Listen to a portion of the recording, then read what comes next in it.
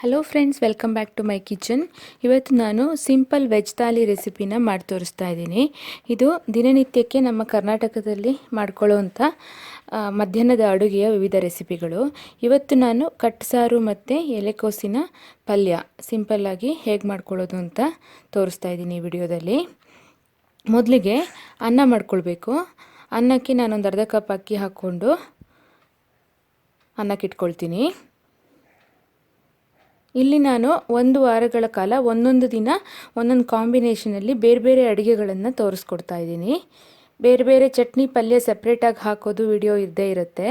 ಒಂದು ದಿನಕ್ಕೆ ಏನು ಮಾಡೋದು ಅಂತ ಕನ್ಫ್ಯೂಷನ್ ಬಂದರೆ ಯಾರಿಗಾದರೆ ಸಡನ್ನಾಗಿ ಅದು ಐಡಿಯಾ ಬರದೇ ಇದ್ದರೆ ಆವಾಗ ಹೆಲ್ಪ್ ಆಗಲಿ ಅಂತ ನಾನು ಈ ಕಾನ್ಸೆಪ್ಟಲ್ಲಿ ಮಾಡ್ತಾಯಿದ್ದೀನಿ.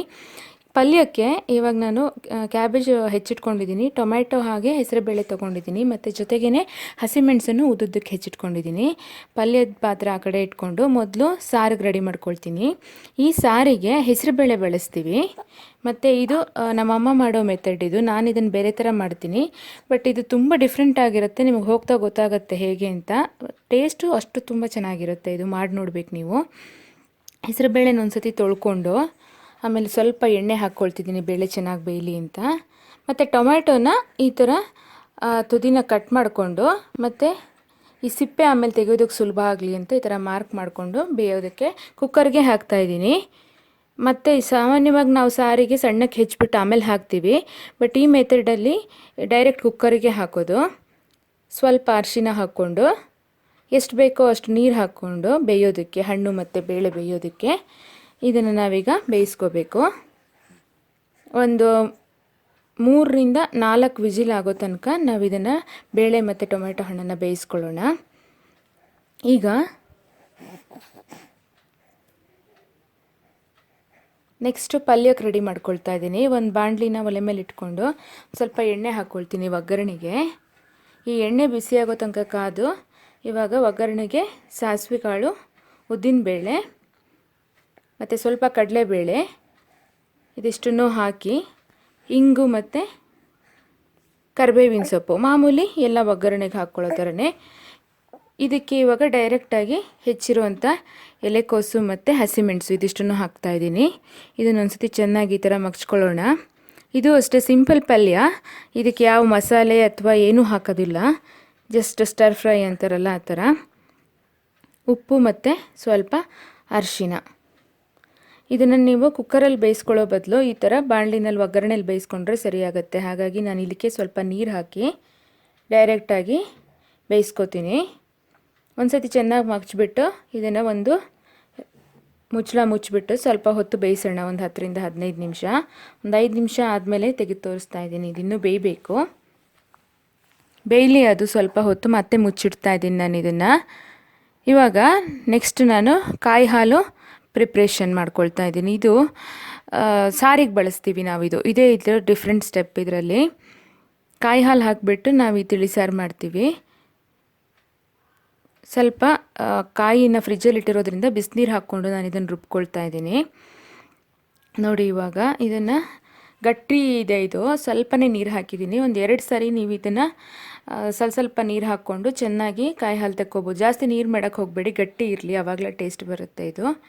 ಈ ಸಾರಿಗೆ ಏನೂ ಇರೋದಿಲ್ಲ, ಮತ್ತು ನಾವು ಸಾರಿನ ಪುಡಿ ಹಾಕಲ್ಲ, ಒಗ್ಗರಣೆ ಕೂಡ ಹಾಕೋದಿಲ್ಲ, ಬರೀ ಇಷ್ಟೇ ಕಾಯಿ ಹಾಲು ಇರುತ್ತೆ. ಮತ್ತು ಮಸಾಲೆಗೆ ಹಸಿ ಮಸಾಲೆ ಏನು ಹಾಕ್ತೀವಿ ಅಂತ ತೋರಿಸ್ತೀನಿ ನೆಕ್ಸ್ಟ್ ನೋಡಿ. ಅಷ್ಟರಲ್ಲೇ ಇರುತ್ತೆ, ಬಟ್ ಸಾರು ತುಂಬ ಚೆನ್ನಾಗಿ ಬರುತ್ತೆ ಇದು ಸಿಂಪಲ್ಲಾಗಿ. ಈ ಕಾಯಿ ನಾವು ಈಗ ತೆಗೆದಿಟ್ಕೊಂಡಿದ್ದೀವಲ್ಲ, ಅದನ್ನು ನಾವು ಪಲ್ಯ ಅಥವಾ ಆ ಥರ ಏನು ಮಾಡೋದಿದ್ರೆ ಅದಕ್ಕೆ ಹಾಕ್ಕೋಬೋದು. ಹಾಗೆ ಇದು ಹಿಂಗೆ ಬಳಸ್ತಾ ಇದ್ದೀನಿ ಸಾರಿಗೆ ನಾನು. SSPದು ಗಟ್ಟಿ ಹಿಂಗು, ಸ್ಪೆಷಲ್ ಹಿಂಗಿದು. ಅದನ್ನು ನಾವು ಒಗ್ಗರಣೆಗೆ ಹಾಕೋ ಬದಲು ಈ ಥರ ನೀರಲ್ಲಿ ನೆನೆಸಿ ಬಳಸ್ಬೋದು. ಇವಾಗ ಪಲ್ಯ ಇದಿವಾಗ 15 ನಿಮಿಷ ಆಗಿ ನೋಡಿ, ನೀರೆಲ್ಲ ಆರಿ ಇದು ರೆಡಿಯಾಗಿದೆ. ಮತ್ತು ಆ ಕಾಯಿ ಉಳಿದಿದೆಯಲ್ಲ ಅದನ್ನು ನಾನು ಇದಕ್ಕೆ ಹಾಕಿಬಿಟ್ಟು ಒಂದು ಸತಿ ಮಿಕ್ಸ್ ಮಾಡ್ತಾಯಿದ್ದೀನಿ. ಇವಾಗ ಇದರಲ್ಲೂ ಕೂಡ ವೆರೈಟಿ ಪಲ್ಯಗಳಿದೆ, ನಾನು ಮುಂದೆ ತೋರಿಸ್ತೀನಿ ಬೇರೆ ಬೇರೆ ಥರ ಮಸಾಲೆ ಹಾಕಿ ಹೇಗೆ ಮಾಡೋದು ಅಂತ. ಈಗ ಪಲ್ಯ, ಕ್ಯಾಬೇಜ್ ಪಲ್ಯ ರೆಡಿಯಾಗಿದೆ. ಇದು ಚಪಾತಿಗೂ ಚೆನ್ನಾಗಿರುತ್ತೆ, ಅನ್ನಕ್ಕೂ ಚೆನ್ನಾಗಿರುತ್ತೆ. ನೆಕ್ಸ್ಟ್ ಸಾರು ಮಾಡೋದಕ್ಕೆ ಹೋಗೋಣ. ಇಲ್ಲಿಗೆ ಬೆಂದಿದೆ ಇದು ಟೊಮ್ಯಾಟೊ ಮತ್ತು ಬೇಳೆ. ಆ ಟೊಮ್ಯಾಟೊ ಸಿಪ್ಪೆ ಎಲ್ಲ ಆ ಥರ ತೆಕ್ಕೊಳ್ತಾ ಬರ್ತಾಯಿದ್ದೀನಿ. ಈಸಿಯಾಗಿ ಬರುತ್ತೆ, ಅದು ಕಟ್ ಮಾಡಿರ್ತೀವಲ್ಲ. ಸೊ ನೆಕ್ಸ್ಟ್ ಇವಾಗ ಇದನ್ನು ಚೆನ್ನಾಗಿ ಮ್ಯಾಶ್ ಮಾಡ್ಕೊಳ್ಳೋಣ ಟೊಮ್ಯಾಟೊನ. ಮಿಕ್ಸಿಗೂ ಹಾಕೋಬೋದು, ಬಟ್ ಈ ಥರ ನಿಮ್ಗೆ ಚಂಕ್ಸ್ ಸಿಗಬೇಕು ಟೊಮೆಟೊ, ಅವಾಗ ಚೆನ್ನಾಗಿರುತ್ತೆ. ಇದನ್ನು ಮಾಡಿಕೊಂಡು ಇನ್ನೊಂದು ಸ್ಟೀಲ್ ವೆಸಲ್ಗೆ ಇದನ್ನು ಹಾಕ್ಕೊಳ್ತಾ ಇದ್ದೀನಿ. ಹಾಕ್ಕೊಂಡು ಇನ್ನೊಂದು ಸತಿ ವಿಸ್ಕ್ ಸಹಾಯದಿಂದ ಅದನ್ನು ಚೆನ್ನಾಗಿ ಈ ಥರ ಮಿಕ್ಸ್ ಮಾಡಿಕೊಂಡು ಇವಾಗ ಸ್ವಲ್ಪ ನೀರು ಹಾಕೋಣ. ಇದಕ್ಕೆ ಗಟ್ಟಿ ಇದೆ ಇದು, ಇದಕ್ಕೊಂದು 2 ಕಪ್ ಆಗೋಷ್ಟು ನೀರು ಹಿಡಿಸುತ್ತೆ. ನೀರು ಹಾಕ್ಕೊಳ್ತಾ ಇದ್ದೀನಿ. ಆಮೇಲೆ ಸ್ಟವ್ ಮೇಲಿಟ್ಟು ಕುದಿಸೋದಕ್ಕಿಂತ ಮೊದಲೇ ನಾನು ಎಲ್ಲ ಹಾಕ್ಕೊಂಡು ಆಮೇಲೆ ಇಡ್ತಾ ಇದ್ದೀನಿ. ಇಲ್ಲಿ ನೋಡಿ, ಕರಿಬೇವಿನ ಸೊಪ್ಪು ಮತ್ತು ಉದ್ದುದ್ದ ಹೆಚ್ಚಿರುವಂಥ ಶುಂಠಿ, ಹಾಗೆ ಹಸಿಮೆಣಸು. ಶುಂಠಿ ಬೇಕಾದ್ರೆ ತುರಿದು ಹಾಕ್ಕೊಳ್ಬೋದು, ಇನ್ನೂ ಫ್ಲೇವರ್ ಚೆನ್ನಾಗಿ ಬರುತ್ತೆ. ಇಷ್ಟೇ ಇದಕ್ಕೆ ಮೇಯ್ನ್ ಇಂಗ್ರೀಡಿಯೆಂಟ್ಸ್ ಇಷ್ಟೇ ಇರುತ್ತೆ. ಇದಾದಮೇಲೆ ನಿಮಗೆ ಕೊತ್ತಂಬರಿ ಸೊಪ್ಪು ಹಾಕ್ಕೊಳ್ಬೇಕು. ಕೊನೆಯಲ್ಲೂ ಹಾಕ್ಕೋಬೋದು, ಇವಾಗ ಹಾಕಿದ್ರೂ ತೊಂದರೆ ಇಲ್ಲ. ಕೊತ್ತಂಬರಿ ಸೊಪ್ಪು ಮಾತ್ರ ಎಷ್ಟು ಹಾಕಿದ್ರೂ ಚೆನ್ನಾಗಿರುತ್ತೆ. ನಾನು ಸ್ವಲ್ಪ ಜಾಸ್ತಿನೇ ಹಾಕ್ಕೊಳ್ತಾ ಇದ್ದೀನಿ. ಮೊದಲೇ ತೆಗೆದಿಟ್ಟಿರುವಂಥ ಗಟ್ಟಿಯಾದ ಕಾಯಿ ಹಾಲು ಇದನ್ನು ಹಾಕ್ಕೊಳ್ತಾ ಇದ್ದೀನಿ. ಹಾಗೆ ನಿಮಗೆ ರುಚಿಗೆ ಎಷ್ಟು ಬೇಕೋ ಅಷ್ಟು ಉಪ್ಪನ್ನು ಇವಾಗಲೇ ಹಾಕ್ಕೊಂಬಿಡಿ.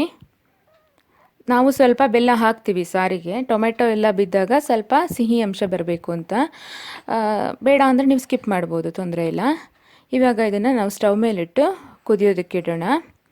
ಜೊತೆಗೆ ಇನ್ನೊಂದು ಇಂಗ್ರೀಡಿಯೆಂಟ್ ಹಾಕೋದು ಮರೆತೆ, ಯಾವುದದು, ಹಿಂಗು. ಹಿಂಗಿನ ನೀರು ಇದೆಯಲ್ಲ, ಅದನ್ನು ಚೆನ್ನಾಗಿ ಮಿಕ್ಸ್ ಮಾಡಿಬಿಟ್ಟು ಇವಾಗಲೇ ಇದಕ್ಕೆ ಹಾಕ್ಬಿಡೋಣ. ಸಾರು ಇವಾಗ ಚೆನ್ನಾಗಿ ಕುದಿ ಬರಲಿ.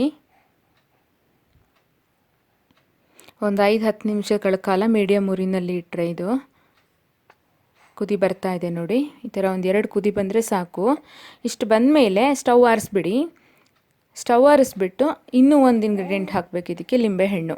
ಲಿಂಬೆಹಣ್ಣು ಎಷ್ಟು ಹಾಕಿದ್ರೂ ಚೆನ್ನಾಗಿರುತ್ತೆ. ಸೊ ನಾವು ಇದಕ್ಕೆ ಕಟ್ ಸಾರು ಅಂತೀವಿ, ಲಿಂಬೆಹಣ್ಣಿನ ಸಾರು ಅಂತೀವಿ, ಬೇಳೆ ಸಾರು ಅಂತಲೂ ಅನ್ಬೋದು. ಇದು ನೀವೀಗ ಪ್ರಯಾಣ ಮಾಡಿ ದಣದು ಬಂದಾಗೆಲ್ಲ ಈ ಥರ ಸಾರು ತುಂಬ ಚೆನ್ನಾಗಿರುತ್ತೆ. ಮಾಡಿ ನೋಡಿ ನೀವು ಒಂದ್ಸರಿ. ಇವಾಗ ಇವತ್ತಿನ ನನ್ನ ಮೊದಲನೇ ದಿನದ ವೆಜ್ ಥಾಲಿ ರೆಡಿಯಾಗಿದೆ. ಅನ್ನ ಸರ್ವ್ ಮಾಡ್ಕೊಂಡಿದ್ದೀನಿ, ಜೊತೆಗೆ ಸಾರು, ಹಾಗೆ ಪಲ್ಯ,